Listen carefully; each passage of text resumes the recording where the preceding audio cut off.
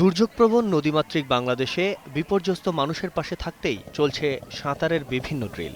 একই সঙ্গে পানির ভয় কাটাতে মধুমতির বুকে নানান খেলায় মেতেছে দুরন্ত কিশোরীরা। নেতৃত্ব গড়ে তুলতে এখানে চলছে যুক্তিতর্কের ছনছনানি। বঙ্গবন্ধু এরিনায় শত তাঁবুতে হাজার দশেক তরুণ তরুণী নিচ্ছে স্বাবলম্বী হওয়ার দীক্ষা।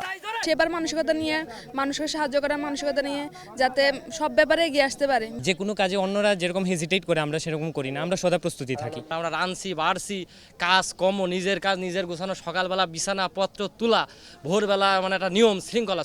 পিছিয়ে নেই নারীরাও, আত্মবিশ্বাস আরেকটু ঝালিয়ে নিতে নিরন্তর পরিশ্রম তাদের, জানালেন প্যারেড কমান্ডার অনিতা চাকমা। নেতৃত্ব যে দান বিভিন্ন চ্যালেঞ্জমূলক থাকে, ওই চ্যালেঞ্জগুলো পার হয়ে আসতে আত্মবিশ্বাসের উপর নির্ভর করে সবকিছু করি। সুদূর নেপাল থেকে আসা স্কাউটদের মুখে বাংলাদেশি আতিথেয়তার মুগ্ধতা।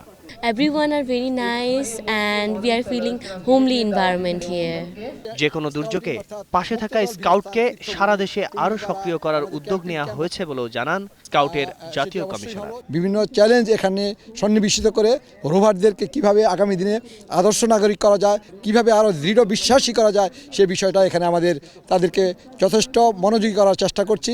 নিজেকে গুছিয়ে রাখার পাশাপাশি নিরন্তর বিভিন্ন কর্মযজ্ঞে ব্যস্ত এই জাতীয় সম্মেলনের হাজারো তরুণ তরুণী।